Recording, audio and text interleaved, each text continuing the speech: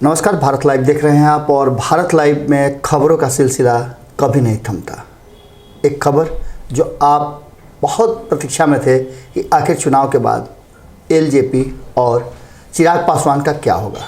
आज चिराग पासवान आपसे रूबरू हो सकते हैं। आज स्थापना दिवस है लोक जनशक्ति पार्टी का। पटना में भव्य कार्यक्रम का आयोजन किया गया है लोक जनशक्ति पार्टी के कार्यालय में। इसके साथ ही लोक जनशक्ति पार्टी के पूरे देश भर में जहाँ जहाँ उनका संगठन है, कार्यकर्ता हैं, सभी को कहा गया है कि लॉकडाउन और कोरोना काल में जहाँ हैं वहीं स्थापना दिवस मनाएं। ऐसा पहली बार होगा कि रामविलास पासवान 28 नवंबर 2000 को जब से पार्टी की स्थापना हुई, पहली बार रामविलास पासवान स्थापना दिवस पर मौजूद नहीं होंगे। 2 महीने पहले उनका, माफ़ कीजिएगा, 2 महीने क्या 1 महीने पहले उनका इंतकाल हो गया। और उसके बाद से चिराग पासवान विधानसभा का चुनाव लड़े और भी राजनीतिक फैसले लेने के लिए वो तैयारी कर रहे हैं। आपको बता दें कि राज्यसभा को लेकर के जिस तरह की बातें चल रही थी, उसमें अचानक से बड़ा झटका लगा है लोक जनशक्ति पार्टी को। लोक जनशक्ति पार्टी के कार्यकर्ता इसे भारतीय जनता पार्टी और एनडीए का समझौते से पीछे हटने का इल्ज़ाम लगा रहे हैं। आपको बता दें कि लगातार बिहार सहित देश के अलग अलग हिस्सों से लोक जनशक्ति पार्टी को राज्यसभा की ये सीट देने की बात की जा रही थी, लेकिन अचानक से, जैसा कि हमने पहले भी आपको बताया था कि भारतीय जनता पार्टी जदयू के दबाव में इस सीट को एलजेपी को देने से मुकर गई है और इस सीट पर नाम भी घोषित हो गया है। सुशील कुमार मोदी इस सीट पर जा सकते हैं। 3 तारीख को नामांकन की अंतिम तिथि है। 14 तारीख को इस पर मतदान होंगे और 14 को ही परिणाम आ जाएगा। ये तो बातें जो पहले से आप जानते हैं वो है। अब हम आपको बता रहे हैं कि चिराग पासवान पटना में आज स्थापना दिवस मनाएंगे। बहुत ही शांतिपूर्ण और सादे समारोह में स्थापना दिवस मनाया जाएगा, लेकिन इसके बाद पार्टी की गतिविधियां और पार्टी के फैसले चौंकाने वाले चिराग पासवान ले सकते हैं।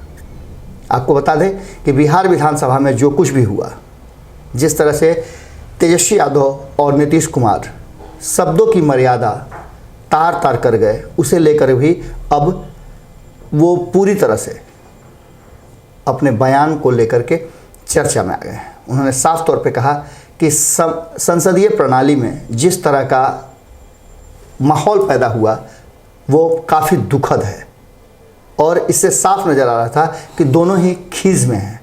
एक को इस बात की खीज है कि वो सत्ता में दोबारा क्यों नहीं आए और दूसरे को इस बात की खीज है कि सत्ता में तो आए पर पावर और शक्ति उनसे छीन गई है।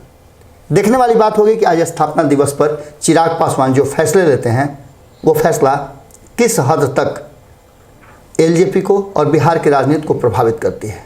एक बात तो तय नज़र आ रहा है कि कहीं ना कहीं मनोबल राज्यसभा सीट हाथ से निकलने से एलजेपी का जरूर टूटा है। बिहार में अच्छा प्रदर्शन नहीं करने का खामियाजा भुगतना पड़ा है एलजेपी को, लेकिन दूसरी तरफ ये भी कहा जा रहा है कि जिस तरह का प्रदर्शन एलजेपी ने किया है उससे कहीं ना कहीं भारतीय जनता पार्टी को काफ़ी फ़ायदा मिला है, पर भारतीय जनता पार्टी उसका मान नहीं रख पाई। जुड़े रहे भारत लाइव के साथ। खबरों का सिलसिला लगातार जारी है। आप भारत लाइव पर अपने विचार रख सकते हैं और इतना ही नहीं, अपने विचारों के साथ साथ आप हमारा सहयोग भी कर सकते हैं। भारत लाइव को सब्सक्राइब करें और साथ ही घंटी जरूर दबा दें, जिससे कि सभी खबरें आपको मुफ्त में प्राप्त होती रहेंगी। नमस्कार। अगर ये वीडियो पसंद आई और वह बिहार के राजनीति और बिहारियत से सरोकार रखेनी तो सब्सक्राइब बटन दबा के चैनल के सब्सक्राइब कर ली। ओजे एगो घंटी बा, ओकरा बटन दबा देला से कुल सटीक और मारक खबर रुआ मुफ्त में मिल जाई। अगर रुआ पत्रकारिता के हमनी के नया प्रयोग में सहयोग कर चाहतानी तो ज्वाइन बटन दबा दी। पेटीएम नंबर नोट कर ली 9386816700। धन्यवाद।